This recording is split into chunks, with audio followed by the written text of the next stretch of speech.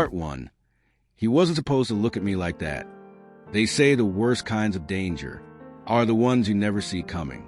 But what if the danger was standing right in front of you, wearing a white coat, and calling it care? My name is Jordan Reyes. I'm 24, and I've never been the kind of guy who trusts easily. Not doctors, not rules, not men who pretend to know more about you than you do yourself. But that was before him. Before the man with the calm voice, careful hands, and eyes that felt like they could undress your entire soul. It started simple. A checkup, that's all it was supposed to be. I'd been feeling run down for weeks. Headaches, tight chest, sleep that never rested me. My best friend Jason finally convinced me to get it checked out. Just a physical, he said. Nothing weird. I booked the earliest slot available at one of those clean, overpriced private clinics uptown. Didn't think much of it. Walked in wearing a hoodie, earbuds in, hoping to be in and out before my second coffee. The waiting room smelled like mint and quiet. Soft music played from invisible speakers. A blonde receptionist smiled too much. I filled out the intake form on a tablet, tapping answers half awake. And then they called my name. Jordan Reyes? Exam room 3, please. I followed the nurse. Hallway, white walls, everything too clean, too polished, like a place trying to hide something. She left me alone in the room and said the doctor would be in shortly. I sat on the paper-covered table, phone in hand, until the door opened behind me, and everything shifted. He walked in, late 30s tall, put together in a way that felt effortless. Dark brown hair with just a hint of gray at the temples. Strong jaw, eyes the color of a storm about to break. And when he smiled, it didn't feel like a greeting. It felt like a test. Jordan, he said, glancing at the chart. I nodded. He extended a hand. Dr. Bennett, you're here for a general physical? Yeah, I replied, shaking his hand. His grip was firm, warm, but not rushed, not clinical. He didn't let go right away. Any major concerns? He asked. Headaches, chest tightness, can't sleep. He nodded slowly, then pulled up the stool and sat in front of me, knees barely a foot from mine. No allergies? No past trauma? The question felt routine, but the way he looked at me when he asked it, like he knew I was lying, like he'd seen it before. I shook my head anyway. Okay, he said softly. Let's get started. He reached for his stethoscope, then paused. I'll need you to lift your shirt, if that's okay. I hesitated, not because I was shy, but because there was something in his voice, that low, steady tone that made the space between us feel too small. I pulled the hoodie and t-shirt up over my chest. He stepped closer and placed the stethoscope against my skin. Cold metal, warm fingertips, breath caught. He moved with precision, chest, side, back. But the way he touched, it wasn't wrong, just too careful. Like he wasn't checking for illness. He was learning me. Breathe in, he said. I did. Out. I exhaled, slow. His hand hovered just beneath my ribs. Too close, too present. And his eyes, they weren't watching the chart. They were watching me. You got a fast heart rate, he said quietly. Because I'm nervous. About the exam? I paused, swallowed. Maybe. He didn't answer, just moved on. Checked my reflexes, my eyes, my throat, and then he stepped back. I'd like to do a full muscle tension check. Okay. You'll need to lie back. My heart kicked again, but I nodded because something about the way he said it didn't feel optional. I laid back on the table. He stood over me. His hands moved down my arms. Pressure, then release. Over my shoulders. Across my abdomen. Every touch controlled. But there was heat behind it. Not physical. Something else. Like restraint. Like he wasn't doing something. He wanted to. He reached my lower abdomen. Paused. Any pain here? I shook my head. But my breath betrayed me. He felt it. I saw it in the slight twitch of his jaw. Jordan, his voice dropped. Do you feel safe right now? The question came out of nowhere, but I answered without thinking. With you? He nodded. Yes, I think so. His eyes didn't move. Good. He stepped back finally, turned to the counter, wrote something in my chart. I sat up, pulled my shirt back down. The silence was thick. Then he spoke. I'm going to refer you for a stress scan. There's tension in your muscles that isn't physical. It's emotional, maybe even traumatic. You don't have to tell me what happened, but you should tell someone. My throat closed. He didn't know me, but it felt like he did. I'll see you again in a week, he added. I blinked. Another checkup? He looked at me over his shoulder, and this time he smiled, but it wasn't a doctor's smile. It was something else, something curious, something that waited. Let's just call it the follow-up. I left the room dizzy, not from the exam, but from him, from the way his voice stayed in my ears, from the way his eyes read things I hadn't even written yet. I told myself it was nothing, just a checkup, just a doctor, just a routine visit. But deep down I knew this wasn't medical, this wasn't safe. This was the beginning, and something told me Dr. Bennett wasn't going to stay behind that clipboard for long. Have you ever felt something unspoken between you and someone who wasn't supposed to cross that line? Comment below and tell me your story. Like, subscribe, and share for part 2, because this checkup just got personal. Part 2, I could still feel his hands after he left. They say most touches fade, but some, they leave fingerprints on your memory. I couldn't stop thinking about it. Not just the exam, but the way he looked at me, like he was seeing a bruise I hadn't even noticed yet. Dr. Bennett, 1 hour with him, and my entire body still felt like it remembered him. I went home that day and did what I always do when I'm overwhelmed. I shut everything off. No calls, no texts, no Spotify playlists, just silence. But it didn't help, because in the silence, his voice got louder. That calm, careful voice that had asked me, "Do you feel safe right now?" The thing is, I didn't know how to answer that. Not because I felt unsafe, but because I felt seen. And sometimes that's scarier. 3 days passed. I didn't go out, didn't answer Jason's messages, didn't do anything except think about the way his hand had hovered just a second too long, the way he'd pause at my stomach, the way his breath slowed when I did. It wasn't just an exam, and we both knew it. Then came the email. Subject: follow-up appointment confirmed. From Dr. Bennett's office. Time: Thursday, 9 a.m. I stared at it for a full 5 minutes. Not because I was surprised, but because I didn't remember scheduling it. He did, and I didn't cancel. Thursday came too fast. I wore a new shirt, sprayed cologne I usually save for dates, and then laughed at myself in the mirror like an idiot. It's just a follow-up. Except nothing about it felt casual. Not the way I kept rehearsing answers in my head. Not the way my stomach flipped as I walked through the clinic doors again. And definitely not the way the receptionist smiled at me like she knew something. Room 5 today, Jordan. He'll be right in. Room 5. Why not room 3 like last time? Everything felt different. Worse. It felt planned. I sat on the table again, stared at the same cold walls. Except this time, I wasn't trying to rush out. I was waiting, and then he walked in.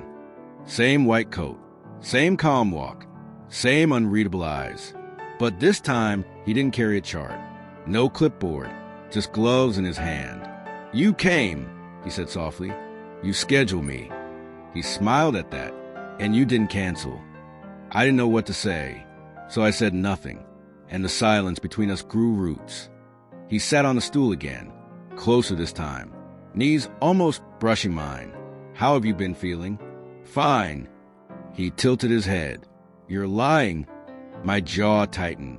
He reached out, not to touch, but to rest his hand on his own knee. Still, it felt like contact. "You don't sleep well," he said. "Your body's tense. Your breath stutters when you speak. Do you always analyze people like this?" I asked, sharper than I meant. He didn't flinch. Only the ones trying not to fall apart. Something about his voice. It wasn't just soft. It was surgical, cutting through the mask I wore like it wasn't even there. I looked away. He didn't push, just stood up. "I want to try something," he said. "If you'll let me." Not medicine, not therapy, just contact. I blinked. What kind of contact? He met my eyes. Trust. He asked me to lie back again. Same table, same position. But this time, the air felt different. Not clinical, not cold, something warmer, heavier. He placed his hands gently on either side of my head. Not pressing, just holding. "Close your eyes," he said. "Breathe." And I did.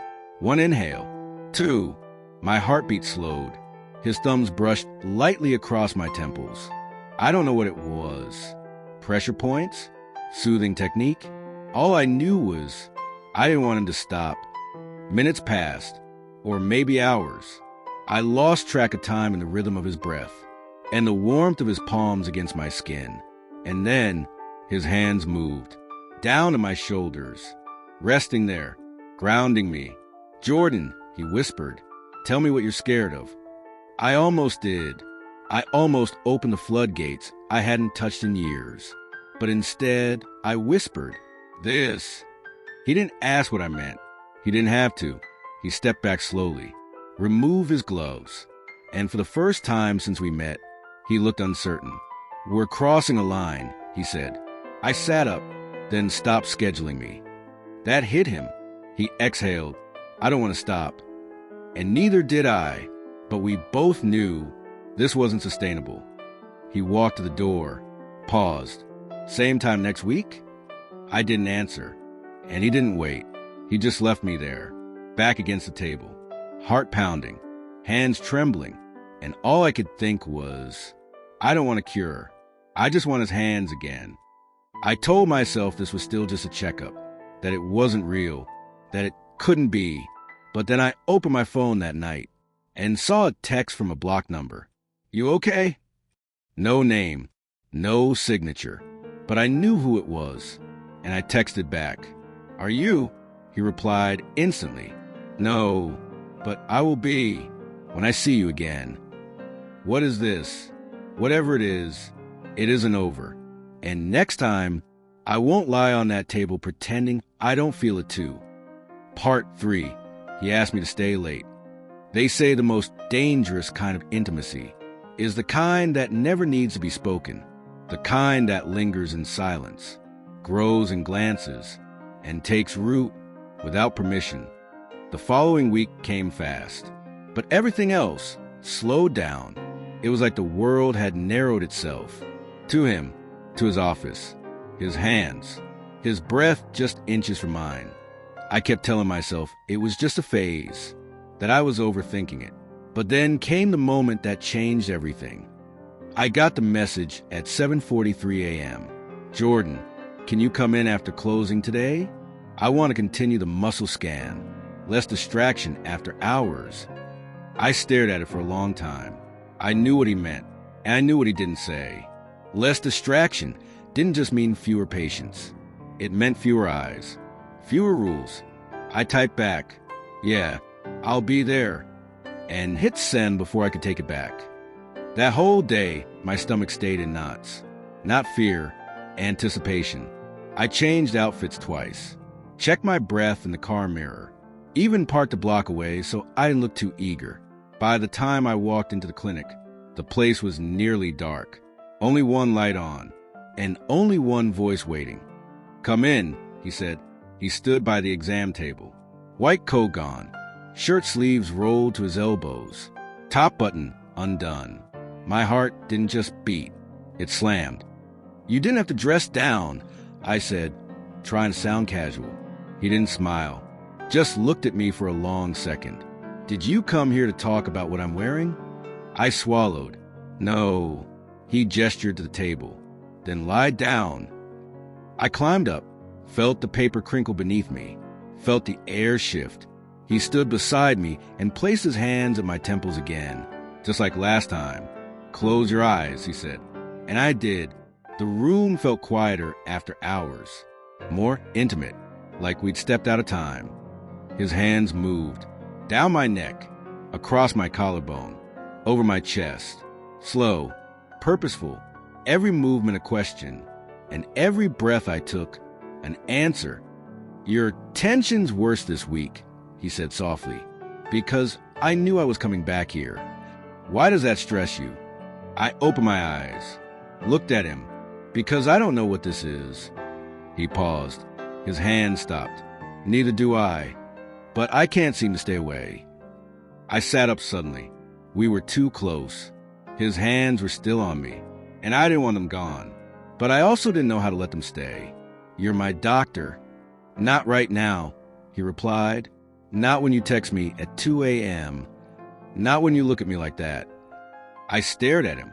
"So what is this?" He stepped back, paced once across the room, then turned to face me. "I shouldn't want this. I've worked too hard, built too much. But then you walked in, and I haven't slept right since." Silence.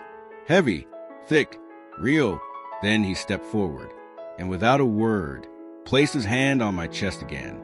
Not for medical reasons, not as a test, but as a connection, a claim. "I can stop," he whispered, "if you tell me to." I wanted to say yes. I wanted to say no. I said nothing. Instead, I leaned forward, barely, but enough, and he didn't move away. His forehead met mine, breath to breath. Not a kiss, not yet, but close, too close, and not close enough. "Say something," he said. I closed my eyes. I don't want to go back to pretending. He exhaled against my lips, and then stepped away, hands shaking. "We can't do this here." "Then where?" He didn't answer, just grabbed his keys. "Follow me." I followed him out the back exit. No lights, no other staff, just us. He didn't speak, didn't look at me, just unlocked his car and waited. I climbed in beside him. He drove in silence. 10 minutes, no music, just heartbeats and headlights. We pulled into a quiet neighborhood. His place, modern, minimal, not what I expected. He unlocked the door and let me inside. Still silent, still unreadable. Then, finally, he turned to me. "If we cross this line, Jordan, there's no going back." "I know." "Do you?" I nodded. Slow. "True." Then I stepped forward and kissed him. It wasn't wild. It wasn't rushed. It was quiet, like relief, like two people finally doing what their bones have been aching for. His hands cupped my jaw. Mine gripped his shirt.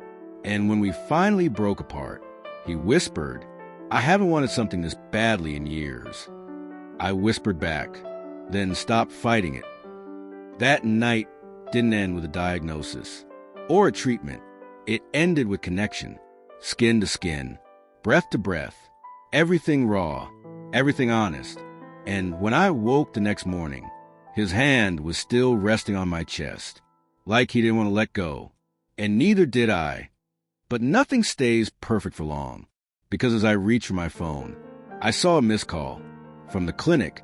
Urgent patient complaint. Please call back ASAP. And just like that, the outside world came crashing in. Part 4. Someone found out. Some secrets are safe in the dark until the morning light exposes everything. And that morning, I woke up in his bed, but the real world was already waiting. The first thing I saw was his chest rising and falling beside me. The second was my phone screen lighting up.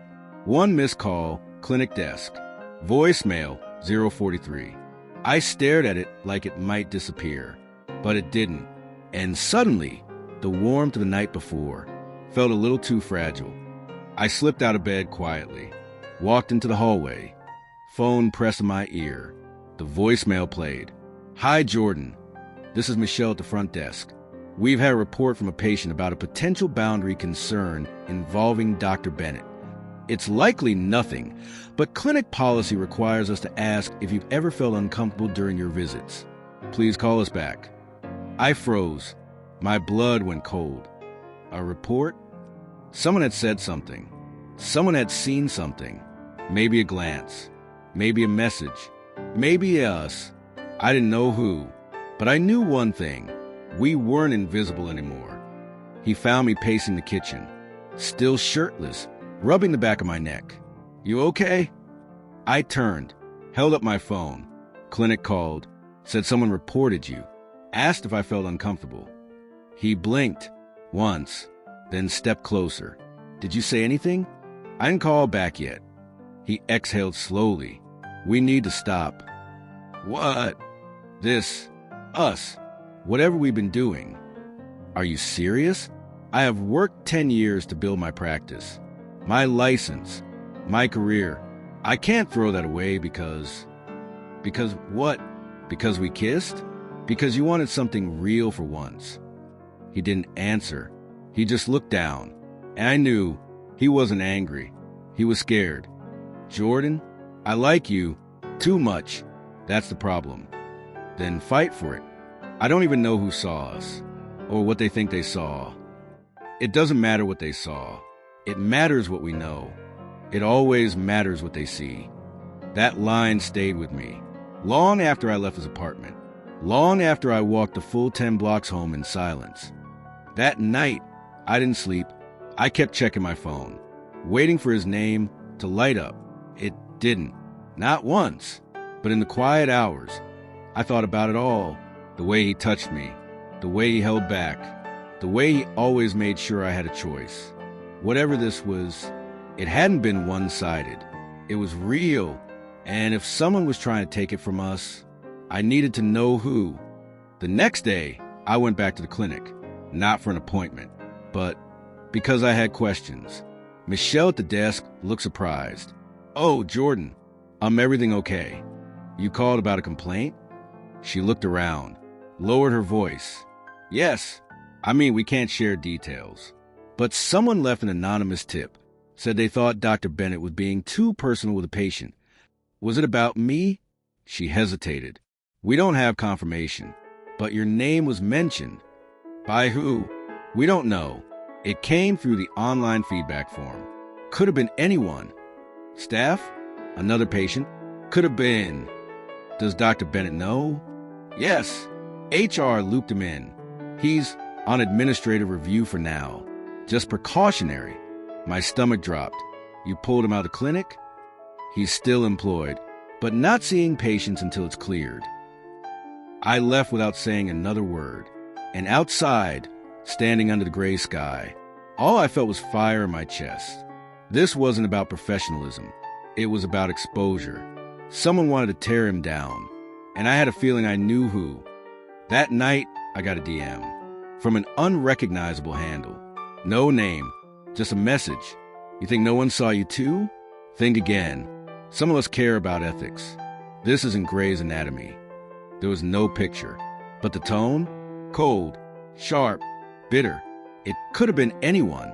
A nurse, a jealous patient, or worse, someone from his past. I screenshotted it and sent it to him. No reply, just a little scene indicator. And silence. Days passed. No updates. No answers. No contact. Just a void. Until one morning, a knock on my door. I opened it, and there he was, Dr. Bennett, but not like before. No coat, no comm, just a man unraveling. "Can I come in?" I stepped aside. He walked in, stood in the middle of my living room like he didn't recognize anything. "They're launching full review," he said flatly. "My license, my conduct, my record. I'm sorry." "Don't be." I knew this might happen. "No, you didn't." "Maybe not, but I knew the risk. I just didn't think it had come from inside." "You think it was a staff member?" "I think it was someone who wants me gone." "What do we do now?" He looked at me, and for the first time, there was no doctor in his eyes. Just a man. Just Ben. "We don't lie anymore. About this? About anything." He stepped closer, brushed a knuckle against my cheek. "If they're going to come after me, I want to at least have told the truth. To them, to myself." Then he kissed me again.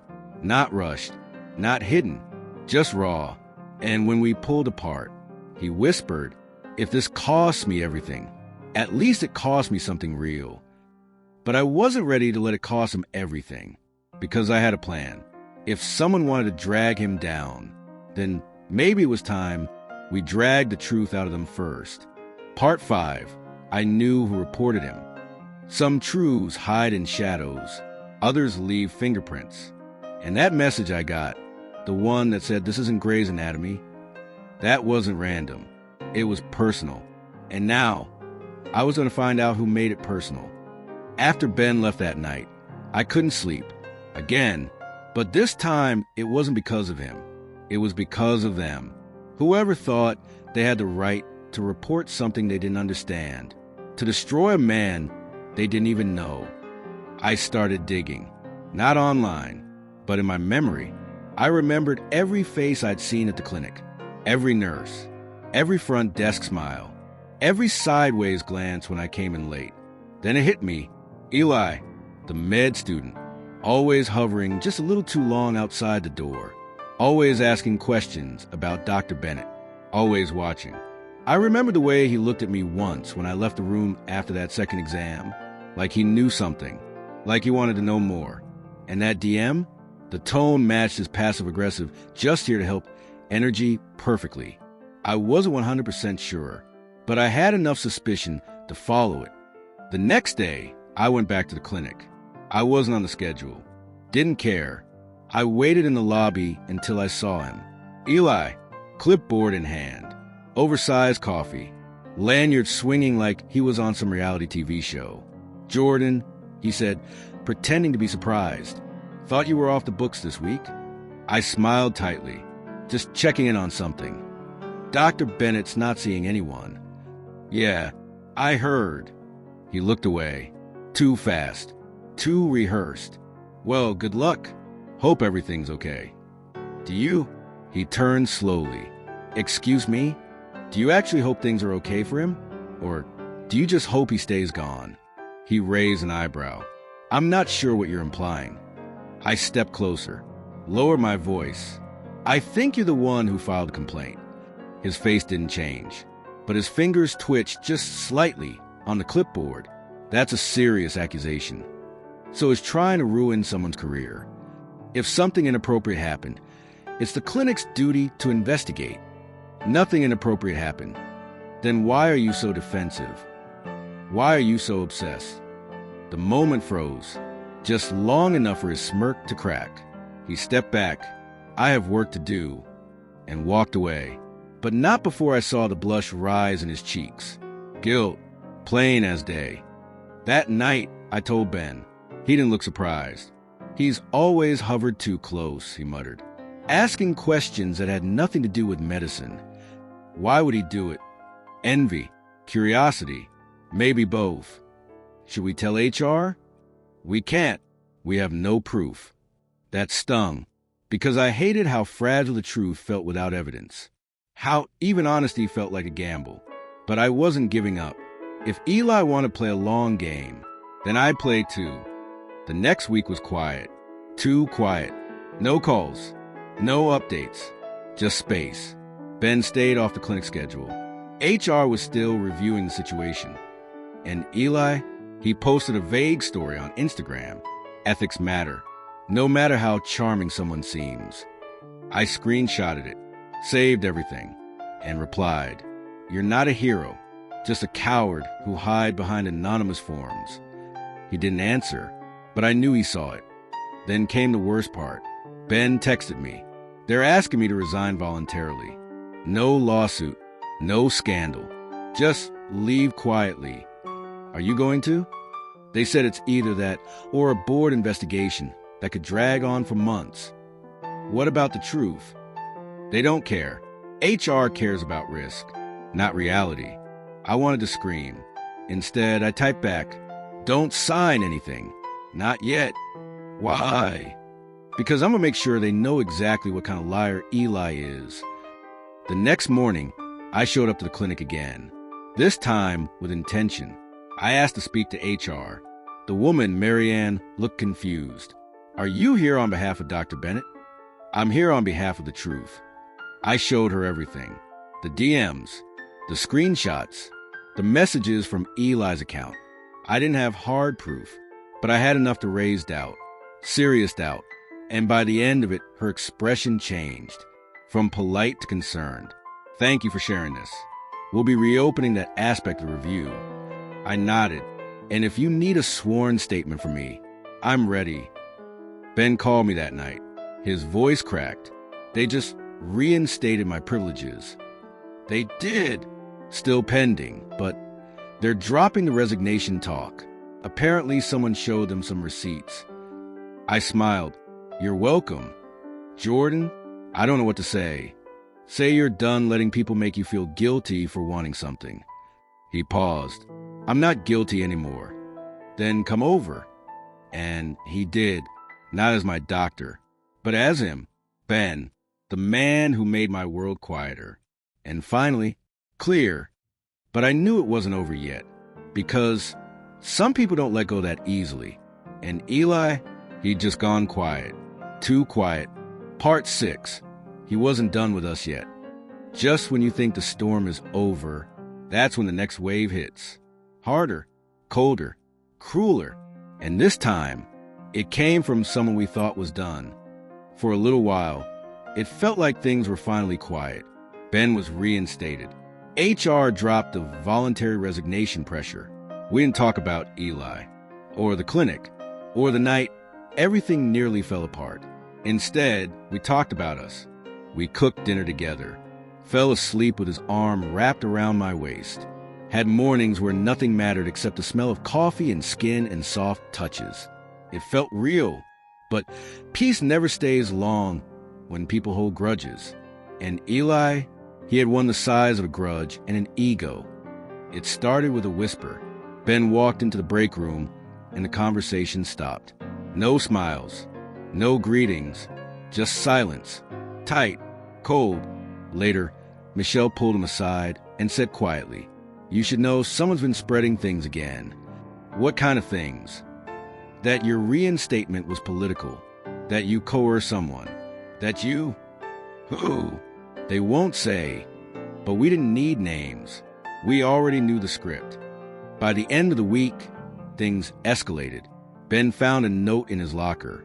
Not all predators wear masks. It wasn't signed, but it was typed, neat, deliberate. He brought it home and showed me. "He's trying to scare me. Or push you out again. I'm not leaving. Not again." Then we fight. With what? Truth. Proof. Each other. I started tracking everything. Every anonymous post. Every message. Every strange coincidence. Eli thought he was smart, but he didn't know I'd grown up watching people manipulate my mom in courtrooms. I knew how liars moved, and he was messy. He posted a thread online under a fake account, claimed inappropriate relationships were still happening inside the clinic, and in one of the replies, he slipped up. He wrote, "If only people knew what Jordan really did that night." No one mentioned my name publicly. No one but him, and that gave me all I needed. I called Marianne from HR directly. "Check the IP addresses of your anonymous feedback. You'll find a match." "Jordan, just check. He's trying to destroy Ben again.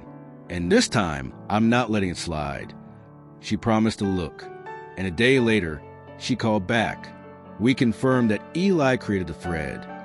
And the note, still investigating, but we put him on leave until further notice. He's gone. For now, and if it escalates, he's out.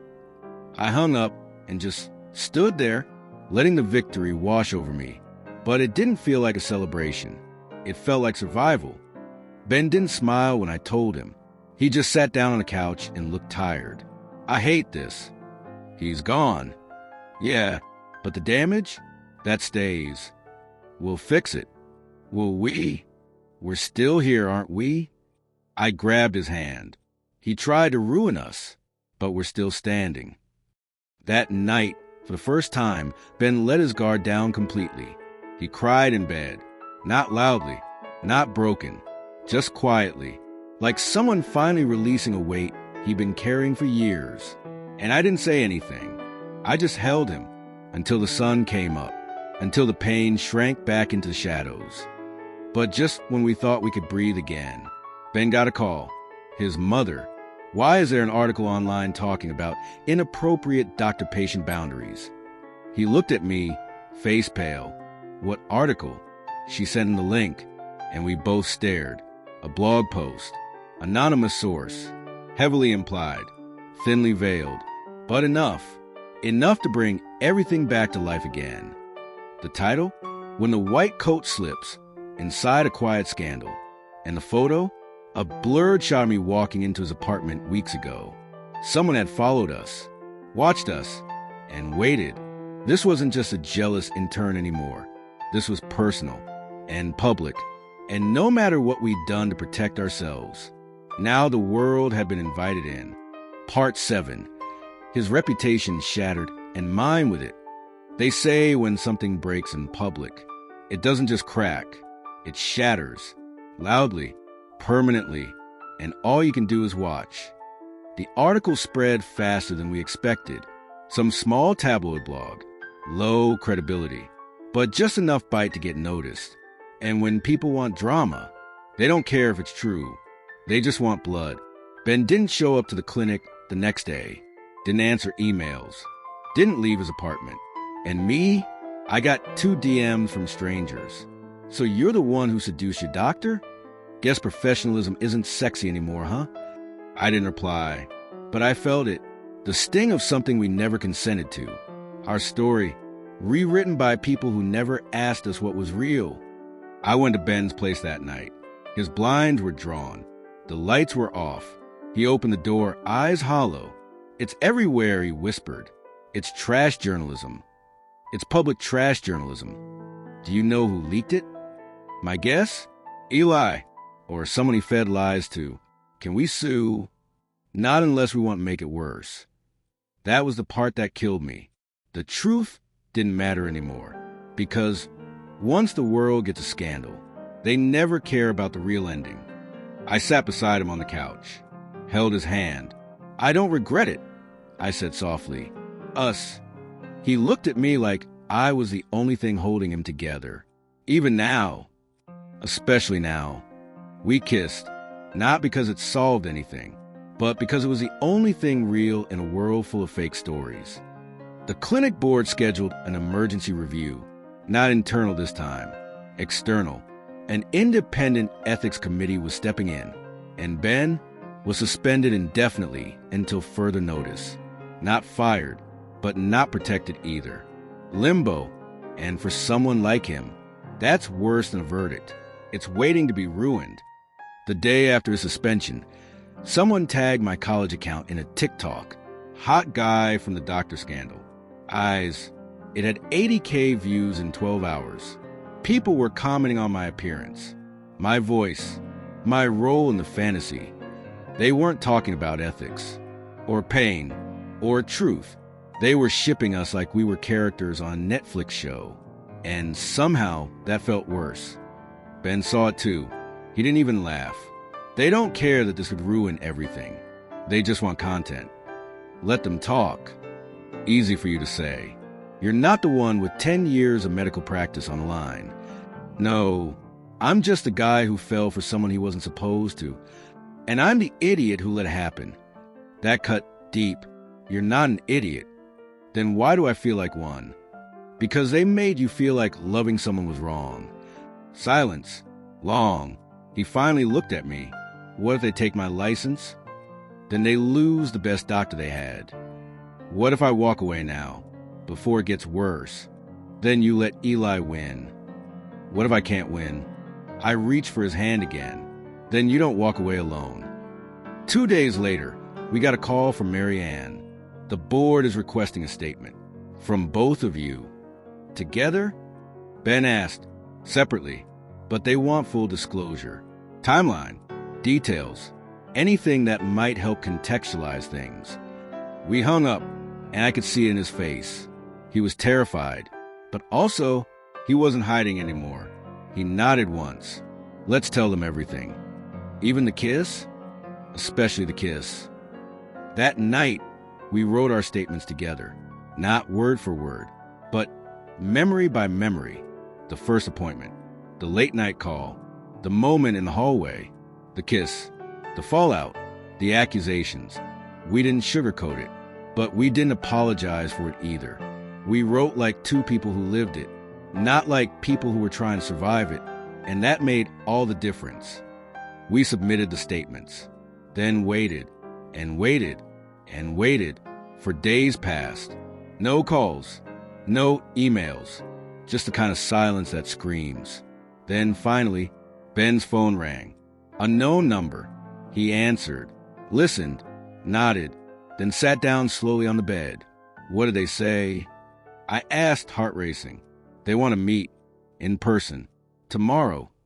Is that good? He looked up at me, and for the first time in weeks, he smiled. It's not a no. Part 8.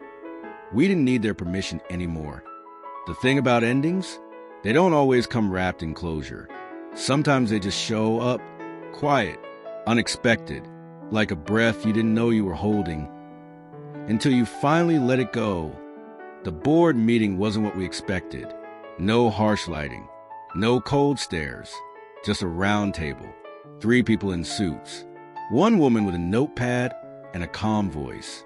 Ben sat beside me in the waiting area, knuckles white. They said separately, he whispered. I know. What did they try to twist it? Then we untwist it. He smiled faintly. You always make it sound easy. Because it's simple, we tell the truth. They called him in first. I watched the door close behind him, and then stared at the wall for what felt like an hour. When they finally called me, my heart was a drum in my chest. I sat down, palm sweaty. The woman spoke first. Jordan, thank you for coming. I nodded. They asked questions, not invasive ones, just honest ones. When did your relationship with Dr. Bennett become personal?